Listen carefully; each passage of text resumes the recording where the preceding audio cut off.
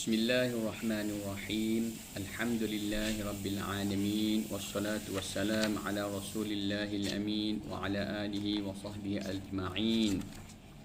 Qala Allah Ta'ala fi kitabihil karim: Illa tansuruhu faqad nasarahu Allah idh akhrajahu alladhina kafaru thaniya ithnain idh huma fil ghar idh yaqulu li sahibihi la tahzan inna Allah ma'ana فأنزل الله سكينته عليه وأيده بجنود لم تروها وجعل كلمة الذين كفروا السفلى وكلمة الله هي العليا والله عزيز حكيم. وقال النبي صلى الله عليه وسلم: Al-jihadu madin ila yaumil qiyamah atau kama qal. Alhamdulillah, panjat dan syukur kita kepada Allah Subhanahu wa taala dengan limpah kurnianya berbagai-bagai nikmat dibagikan kepada kita. Saban hari kita mendapati nikmat daripada Allah Subhanahu wa taala. Sesungguhnya nikmat Allah Subhanahu wa taala sangat banyak. Bahkan Allah Subhanahu wa taala berfirman, bermaksudnya, wa in ta'uddu ni'matallahi la tuhsuha. Sekiranya kamu nak menghitungkan nikmat Allah Subhanahu wa taala, maka tidak akan boleh menghitungkan nikmat itu. Kerana apa ya? Kerana nikmat Allah Subhanahu wa taala sangat-sangat banyak. Tidak boleh didapat hitung.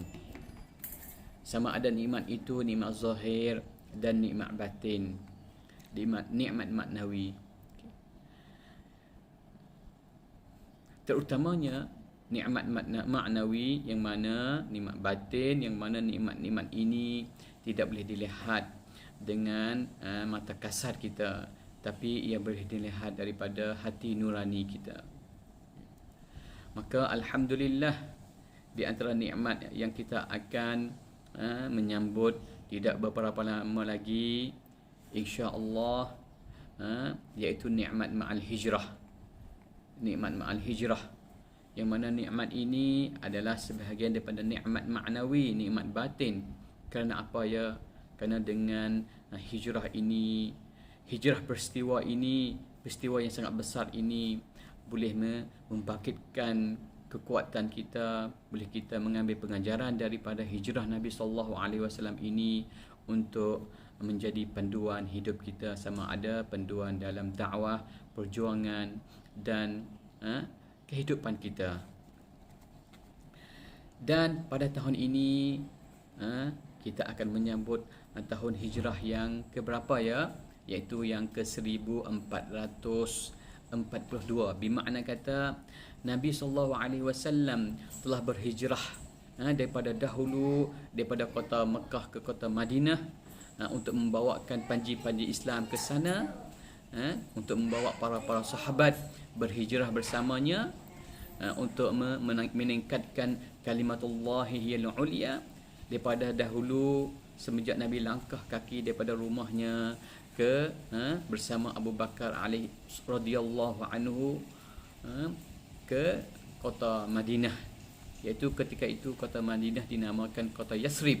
Tetapi apabila Nabi berpindah ke sana, maka Nabi menukarkan daripada kota Yathrib kepada kota Madinah Al-Munawwarah, iaitu bandar yang memberi cahaya. Okey, bermula daripada mana? Bermula daripada al-hijrah itu. Maka adakah hijrah itu bermakna Nabi lari daripada kampung halamannya Mekah ke Madinah? Tidak. Hijrah bukan makna menjadi pelarian. Hijrah bukan bermakna Nabi lari dan takut daripada duduk dan tinggal di Mekah Al-Mukarramah. Tidak. Tetapi hijrah adalah salah satu perintah Allah Subhanahu wa taala, yang mana diturun wahyu untuk Nabi sallallahu alaihi wasallam berhijrah. Okey, berhijrah sebagai langkah-langkah untuk meningkatkan dakwah Islamiyah kepada umat Islam kepada umat Madinah terutamanya dan umat manusia seluruh alam. Maka dengan kepentingan ini, dengan ada hijrah ini, maka sangat baiklah kita memahami bersama apakah itu hijrah, apa kelebihan hijrah dan apakah hukum hijrah. Okey, insya-Allah dalam episod ini saya akan berbincang dengan kita tentang perkara-perkara ini, iaitu perkara yang berkaitan dengan al-hijrah. Okey. Hijrah, dugaan yang dihadapi oleh kaum muslimin, iaitu para sahabat Rasulullah SAW di Mekah, iaitu penyiksaan, maki hamun, celaan yang dilemparkan oleh kaum musyrikin Mekah. Apabila mereka diberi keizinan berhijrah, apabila para sahabat yang berada di Mekah ketika itu mereka diberi izin oleh Allah Subhanahu Wa Taala melalui Nabi sallallahu alaihi wasallam untuk berhijrah ke Madinah, maka satu dugaan yang lain pula yang melanda mereka, iaitu dugaan meninggalkan tanah air. Okay. Dugaan meninggalkan tempat tumpah darah, kampung halamannya, tempat mereka hidup daripada kecil, tempat mereka bekerja, di situ mereka ada sanak saudara, di situ mereka ada kenangan yang manis, di situ mereka ada berbagai-bagai ikatan. Tetapi apabila diperintah oleh mereka berhijrah, itu satu dugaan yang besar juga. Walaupun dahulu mereka menghadapi dugaan-dugaan yang ditimpa ke atas mereka, seperti mereka dihamun, mereka dibunuh, diseksa seperti Bilal dan lain-lain lagi para sahabat seperti Sumayyah, seperti keluarga Al-Yasir dan lain-lain lagi di antara para sahabat yang mereka telah menghadapi ujian-ujian hidup ketika mereka berada di kota Mekah. Okey. Ujian-ujian itu sangat-sangat besar bagi mereka. Mereka beberapa kali berjumpa dengan Nabi sallallahu alaihi wasallam untuk berdoa semoga semoga Islam itu berjaya dan ditimpa azab ke atas kaum musyrikin Mekah. Tetapi Nabi berkata, sabran ali Yasir, inna maw'idukumul jannah. Sabar wahai keluarga Yasir, sesungguhnya kesabaran kamu itu menghadapi ujian dan cabaran dalam membawa panji-panji Islam. Allah akan janji kepada kamu, iaitu syurga di suatu hari nanti, iaitu di hari akhirat. Okay. Apabila diperintah oleh mereka untuk berhijrah, di sana satu dugaan yang lain pula ke atas mereka. Apakah dugaan itu? Iaitu dugaan mereka ikatan dengan tanah air mereka, kampung halaman mereka, keluarga mereka, harta mereka, perniagaan mereka. Di situ dugaan yang sangat besar. Apabila mereka berhijrah ke Madinah, mereka terpaksa tinggal rumah mereka, harta kekayaan mereka, tempat mereka berniaga selama ini. Itu satu perkara yang memberi ujian untuk mereka berhijrah. Maka iaitu dugaan meninggalkan tanah air, harta benda, rumah tangga dan alat-alat kelengkapan masing-masing. Dalam bab ini akan dibincang beberapa perkara berkaitan hijrah, di antaranya definisi hijrah. Apakah makna hijrah? Pada bahasanya memberi makna, memberi maksud berpindah dari satu tempat ke tempat yang lain, iaitu lebih kepada gerakan fizikal badan.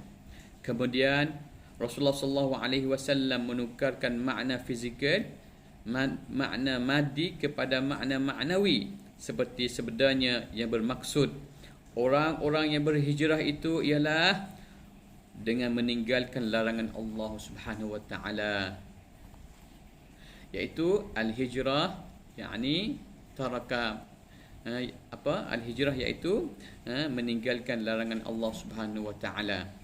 Itu maksud hijrah dengan maksud maknawi. Okey. Pada istilah terdapat terbahagi kepada dua perkara, iaitu pada istilah terbahagi kepada dua, iaitu berpindah Rasulullah sallallahu alaihi wasallam dari Mekah ke Madinah. Begitu juga yang dilakukan oleh sahabat baginda radhiyallahu anhum iaitu berpindah dari ini kerana semata-mata agama, bukan membabitkan laba dan keuntungan duniawi. Okey. Seterusnya, berpindah dari negeri kufur ke negeri Islam jika sekiranya niat kerana Allah Subhanahu Wa Taala, maka hijrah itu termasuk juga dalam hijrah syarak.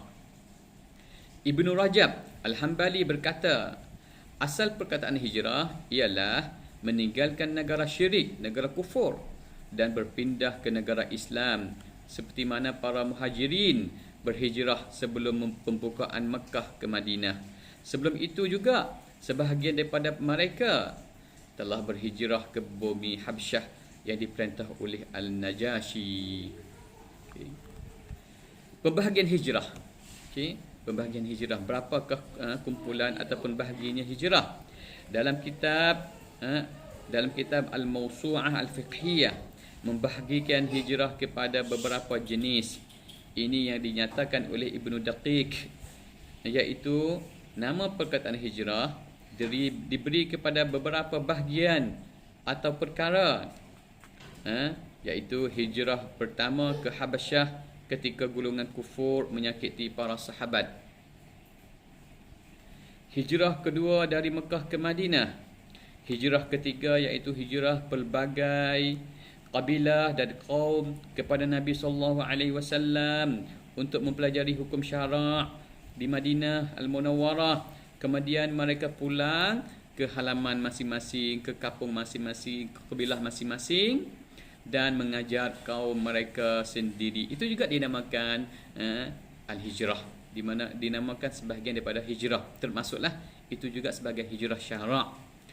Hijrah keempat iaitu hijrah sesiapa yang memeluk Islam di kalangan penduduk Mekah, datang mengunjungi Nabi SAW, kemudian pulang semula ke Mekah. Okay, apabila Nabi lama tetap di Madinah, ada sebahagian sahabat Nabi yang berada di Mekah, bahkan mereka boleh duduk di Mekah kerana ada perjanjian untuk mereka duduk di Mekah walaupun mereka telah menganut Islam. Ketika itu mereka pergi dan hijrah ke Madinah untuk mempelajari ilmu daripada Nabi SAW. Selepas itu mereka kembali balik ke Mekah. Sebahagian mereka itu juga dinamakan hijrah. Hijrah kelima iaitu sesiapa yang berhijrah daripada segala larangan Allah Subhanahu Wa Taala, itu juga hijrah. Contohnya kita merokok ataupun kita ketagih dadah, tetapi kita usaha untuk kembali ke pangkalan jalan, iaitu kita tinggal segala budaya-budaya buruk itu juga dinamakan hijrah. Contohnya hijrah kita dahulu tidak suka solat, kita juga ada azam untuk hijrah, kembali kepada untuk menunaikan solat, jaga solat dan sebagainya. Keazaman kita dahulu kita suka minum arak, suka bersama-sama dengan kawan-kawan yang mengajak kita untuk minum arak, tetapi dengan hidayat dan taufik daripada Allah Subhanahu Wa Taala, kita rasa nak hijrah, nak tukar daripada kehidupan kita yang serba keburukan itu, maka itu juga dinamakan hijrah, iaitu kita tinggal dan kita pun kembali kepada hidup yang biasa, itu tinggal arak dan minuman, bergaul bebas dan berkawan dengan mereka-mereka yang buruk dan sebagainya. Itu juga dinamakan hijrah, iaitu hijrah daripada segala larangan Allah kepada perkara-perkara yang baik. Inilah di antara pembahagian al-hijrah. Mudah-mudahan, bahkan di sana Ibnu Qayyim menyebutkan hijrah terbahagi kepada dua. Ibnu Qayyim pun ada menyebutkan bahawasanya hijrah terbahagi kepada dua, iaitu hijrah dengan tubuh badan dari sebuah negeri ke sebuah negeri yang lain. Yang kedua, hijrah dengan hati kepada Allah dan Rasulnya, iaitu hijrah yang mengandungi daripada dan kepada, iaitu hijrah dengan hatinya daripada cinta selain Allah kepada cinta kepadanya, daripada ubudiyah selain Allah kepada ubudiyah kepada Allah. Inilah di antara sedikit sebanyak yang saya berkongsi tentang hijrah, iaitu definisinya, maknanya dan pembahagiannya. Mudah-mudahan Dengan sebanyak ini memberi penjelasan kepada kita untuk kita tahu apa itu hijrah. Wabillahi taufiq wal hidayah. Wassalamualaikum warahmatullahi taala wabarakatuh.